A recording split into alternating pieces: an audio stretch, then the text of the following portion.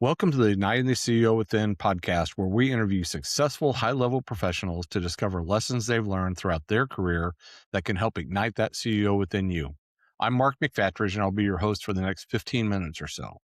Our show is sponsored by Quaid, a nationwide community of CEOs and entrepreneurs. Quaid has developed Launchpad, which offers an opportunity for experienced executive coaches and strategic advisors to become licensed circle directors and earn significant recurring revenues. After completing the Launchpad program, you'll lead your own peer advisory circles, helping other CEOs and entrepreneurs excel in their professional and personal lives while providing a community of support, accountability, and challenge. If you'd like to learn more, go to quaidcircle.com. I am pumped for our show today. Just got to know Lukas Kulbis. He's the founder and executive coach of theBreathWorks. He's in Quito, Ecuador.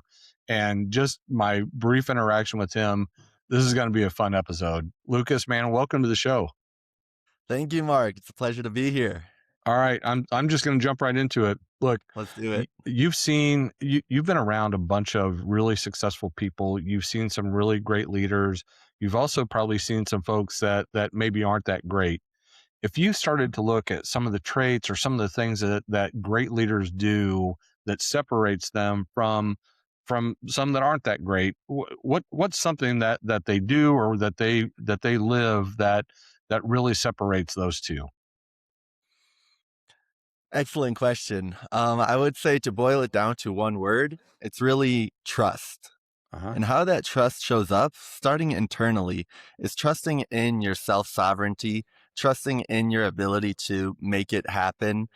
When people are hit with stress, especially leaders, entrepreneurs, we have a natural tendency to constrict, and then we get more defensive. But excellent leaders, they understand these challenges are coming, and they trust in their capacity to engage with it fully. And so really it's that trust that you have in yourself, that connection that you have to your purpose, to your mission. But then it also extends externally too. Trusting in your team, trusting in your plan, trusting in your product, trusting in the mission that you're called to do here.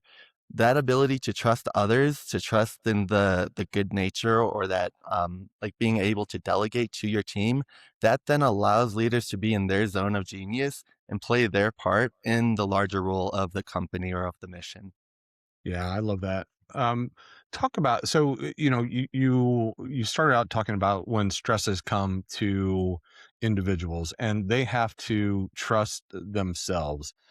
That's not, I don't know that that's normal, right? Like that's not an innate thing. Like at somehow you've got to learn how to do that or trick yourself into figuring that out. Have you seen that? Have you seen ways to help you gain that trust in yourself? Yes, definitely. So when we are hit with a wave of stress, most of our energy gets patterned to our amygdala, the fear center of our brain. And so we're in very much fight or flight survival state mentality. However, we are not really in danger of losing our life. And so we need to remind ourselves of that. And so the fastest way to really access this is through the breath. The breath is, I like to think of it as your body's built-in remote control. So not only does the breath kind of show you where you're at, if you're taking shallow breaths into the top 20% of your lungs, you're more in this like anxious state. If you're taking these low breaths into the bottom of your belly, you're more in a calm, focused, going to sleep safe state. And so not only is it like a thermometer, but we can also use our breath as a thermostat to shift our state on demand, because the breath is connected to the heart rate and to your brain waves in this intimate feedback loop. So when you do feel that stress coming on, one of the fastest ways to get back into a regulated place where we're actually thinking with our prefrontal cortex and our limbic system, the decision maker and the emotional center of our brain, is to take a deep breath and remind yourself, remind your body, I'm safe. So this this technique is popularized by Andrew Huberman, but I like this. This is the first thing that I teach my clients is you let all the air out, and you can follow along if you'd like. Let all the air out, and then you take a full breath into the bottom of your belly through your nose. Take a little sip of air at the top, and then extend the exhale through your mouth in a sigh. You do that 3 times. And then one more. This is like a pattern interrupt to the run-on sentence of your mind of, hey, I'm good, I'm safe. And it works not only on your mental level, but also your physiological, your body, your somatic, your nervous system level. So whenever you're hit with that stress, take a breath. You can take a physiological sigh and remind yourself of the context. Hey, this is just a job. I'm not losing my life over this. Yeah, that's really fascinating. So obviously I'm an old guy, and I didn't grow up around breath work, right? So it's a mind shift for a lot of people to do that. How and you talked about some of the physiological things, but like how certainly you've come across people, old crotchety people like me that are like, come on, man, are you serious? Like how do you walk them through? How do you walk people like me through that might be a little bit skeptical, or just, they're just like, no, man, I'm just going to fight it. Like, how do you talk to old people like me? Yeah, really experience based. It's not like more theory. It's not like um because I said so, because this person said so. Not and I think that's especially relevant in today's day and age where there's millions of sources of information. You can find a Yeah. statistic for everything. And so it's more so inviting people, if you'll excuse that language, inviting Yeah. people into that journey to experience it for themselves. Because the breath is the most personalized activity that you can do, right? Like you can't breathe for someone else. Even a respirator, it's still you who's kind of taking that breath. And so kind of just leading people through a short little breath work so that they feel it for themselves. And of Mhm. course, there's also some proof. The Navy SEALs train box breathing, and if the Navy SEALs are doing it, it's probably got some legitimacy. And then you look at like top performing athletes and just think of a moment in your life in which you were doing something that did not involve breathing. It's kind of Yeah. hard, right? Right. Kind Right. of not really existent. And so it's connected to everything. It's underlying. It's the bottom of Maslow's hierarchy that doesn't even show up because we take it for so much granted. So essentially, it's up to you, but why not try it out? What do you have to lose? You're going to be Yeah. breathing anyway, so might as well breathe better. Yeah, I love it. So where did your passion, where did your knowledge of the power of the breath come from, and how are you putting it into play today? Yeah. So it's been a long and windy journey. I went through the traditional education system, graduated with computer science, AI specialization, perfectly primed, right? Had a comfortable job, actually did a startup, a tech startup, but left all of that because I was looking to live life fully. And so I kind Hmm. of just packed a bag, went to the mountains of Colorado, um, a whole bunch of journey of self-discovery, essentially. And then that landed me in Ecuador to run a family hotel. And, I had zero Spanish, zero connections, zero industry experience, but it was like, okay, I asked to live fully and this is what's being presented. So let's go for it. So while I was there, I was kind of really reflecting, what is my bigger picture? What's my purpose here? Well, what have I found to be valuable in my own life? And that's sort of where breath has been with me every step of the way. And I also grew up learning my ABCs, my one, two, threes, the date of the Treaty of Versailles, and all this other information, but no one ever taught me how to breathe. No one ever taught me how to regulate my system. And so that actually led me to kind of burning out in the startup, in the corporate tech world. And so it was kind of just like, well, if I'm having this challenge and the way that the world is going, where we have this AI, we have the cognitive part figured out, like what the world really needs is the human integrity, the human part, just the living, breathing, instead of just the science of achievement, getting that Mhm. goal, reaching that goal, the art of fulfillment. Well, how can I be happy with what I already have? And so my whole journey shifted with gratitude, and then eventually that gratitude, it's always accessible. It works in any time. It shifts your state completely. I realized it parallels to the breath.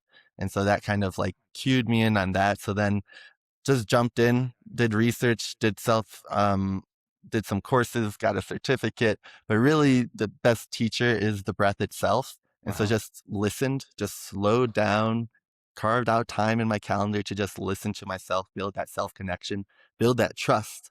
with myself, right? And then that just led me to realize, like, yeah, I can go and do some AI things, and that'd be great, but I want to help the people who are making the big decisions. I want to help them make them from a good place. Hmm. Because when you feel good, we're social creatures. When you feel good in yourself, you want to give your best. You want to give your gifts. And we're faced with some challenges in 21st century humanity that, well, we need everyone to be bringing their best. So now I've used that to basically help entrepreneurs and executives, business owners in general, to regulate their nervous system so their work stops costing them their health and their relationships. So it's essentially being able to regulate your state so that then you can make the good decision in those high stakes moments, so that the stress isn't running your life. You're using the stress as an intentional fuel for getting the job done. So that when you leave work and you go on vacation or you're going to sleep, like, you can actually shut off your mind. So really it's teaching entrepreneurs how to use this foundational tool, your body, to align it with your goals rather than fighting against your body. I love it.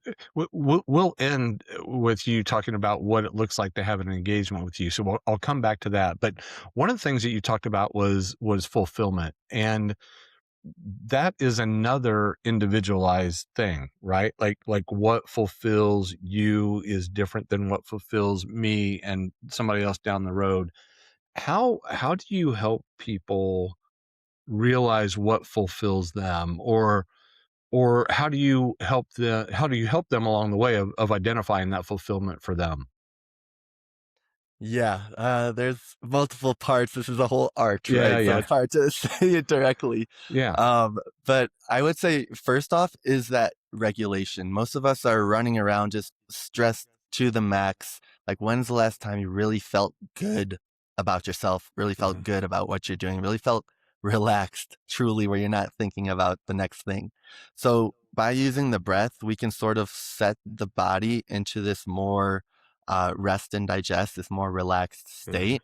And so that's kind of the first piece of just regulate yourself, regulate first. And then from that piece, then you can start to examine, okay, what do I really want out of life? Where am I really headed to? Because if we're deciding from a stressed place, those stresses are still going to be influencing us. And so it might be more directed by the role that we currently have, our current goals, rather than like the heart of the matter from our soul, if you will, or that guiding energy that we have, our mission. Um, so first, regulate, and then it's kind of like creating space and having these big picture questions.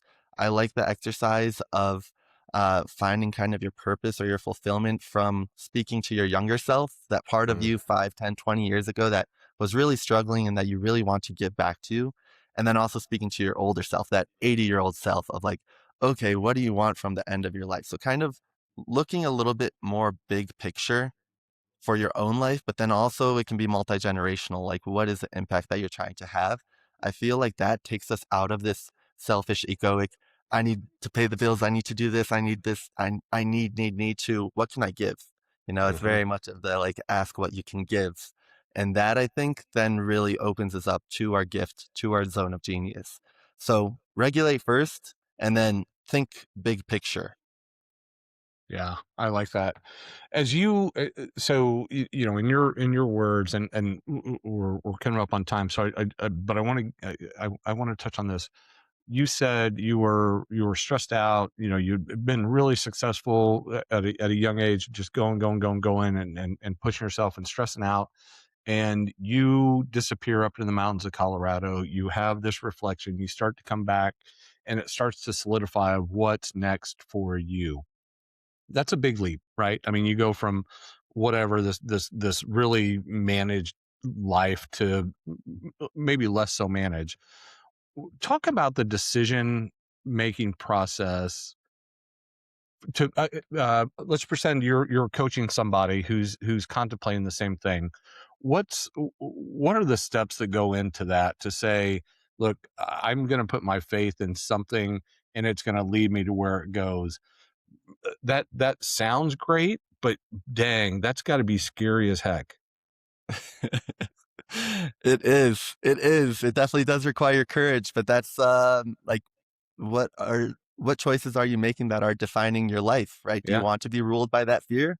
or do you want to be ruled by that courage? So for me, it was very much like, okay, let me go through the different layers rationally, logically. What would this look like? What am I giving up here? And then a little bit more emotionally, like, how does it feel? That part was harder for me, but it Hmm. was kind of just like tapping in a lot of silence, prayer, talking to friends, and once again, looking at my life in the big picture and realizing, like, hey, I can leave and I will still have these skills. I can come back into the structured world, but I'm going to be a little bit more regretful if I just continue down this path of what if or I Hmm. should have. And so it is a leap of faith, but that's why, once again, we come back to the trust. Like, can you trust that deepest longing in yourself? Can you trust that that still silent voice in your head, that little whisper that Hmm. every once in a while when things get a little bit calmer, it's like, oh, I really do want to try out that project. I really do want to go to that place. It's like, okay, then take that sincerely. Not necessarily seriously, but take it sincerely. Hmm. And what would that look like? And what is the smallest step that you can take to explore that? So it's different for everyone, but Yep. for me, it was very much rational approach and then getting into the depths of it a little bit more and living by, you know, another little exercise that I like to do. What would ideal Lucas do? Right? There's like this version where it's like lukewarm Lucas, where I'm a little bit more passive. I'm scared. I'm just going with the flow. And then there's lucid Lucas, which I'm very conscious of my life. I'm very active. It's like my ideal self. So Hmm. tap into your ideal self, take a couple breaths, and then decide from that place, if I was my best version of myself, what would I do? What sort of adventure would I engage with? That's amazing. Yeah, that's really cool. I really appreciate your insights on this. This is a unique episode that we've never touched on. We touched on a lot. We touch on breath work a lot in our Quaid circles at times, but this is the first time we've had it on igniting the CEO within, and I think it completely plays into who we are as an organization because we do work with the whole human of a CEO. It's not just the nuts and bolts of how do you make more money or increase your EBITDA or whatever. It realizes that there's a whole human that's running these organizations. So, man, this has been awesome. Would you share with our audience like what would a typical engagement with you look like, and most importantly, how do people get a hold of you? Yeah, so I mean, as a first engagement, I really love to offer a guided, personalized breathwork session, just so, for people who are a little bit curious, but they're on the fence, just so that you can experience it for yourself. Really, at the core of it, the mission is like, let's get the world to breathe consciously. Let's get the best out of you. So, first call is typically a breathwork session, just so that you could see what it's like, and to see like where you're trying to go. But then generally during the program that I have a one-on-one coaching program. And so that it will always start, each session will start with regulation. We regulate Uh-huh. the system first. So we'll start with a short guided breathwork session.